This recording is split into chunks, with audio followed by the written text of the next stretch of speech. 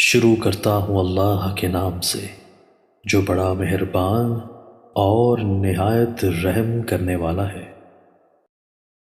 حضرت ابو قتادہ رضی اللہ تعالیٰ عنہ سے روایت ہے، بیان کرتے ہیں کہ میں نے رسول اللہ صلی اللہ علیہ وآلہ وسلم سے سنا،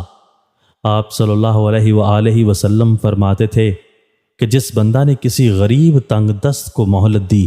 یا اپنا مطالبہ کل یا اس کا جزو معاف کر دیا تو اللہ تعالیٰ قیامت کے دن کی تکلیفوں اور پریشانیوں سے اس بندہ کو نجات عطا فرمائے گا۔ حضرت ابو ہریرہ رضی اللہ تعالیٰ عنہ سے روایت ہے کہ رسول اللہ صلی اللہ علیہ وآلہ وسلم نے فرمایا کہ مومن بندہ کی روح اس کے قرضہ کی وجہ سے بیچ میں معلق اور رکی رہتی ہے جب تک وہ قرضہ ادا نہ کر دیا جائے جو اس پر ہے۔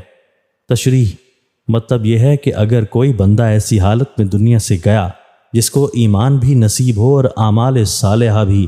اس کے اعمال میں ہیں جو نجات اور جنت کا وسیلہ بنتے ہیں، لیکن اس پر کسی کا قرضہ ہے جس کو وہ ادا کر کے نہیں گیا اور اس معاملہ میں اس نے غفلت اور کوتاہی کی، تو جب تک اس کی طرف سے قرضہ ادا نہ ہو جائے وہ راحت و رحمت کی اس منزل اور مقام تک نہیں پہنچ سکے گا جو مومنین صالحین کے لیے موعود ہے۔ دوستو، اللہ تعالی ہمیں ان احادیث مبارکہ پر عمل کرنے اور اپنی زندگیوں کو سنوارنے کی توفیق عطا فرمائے۔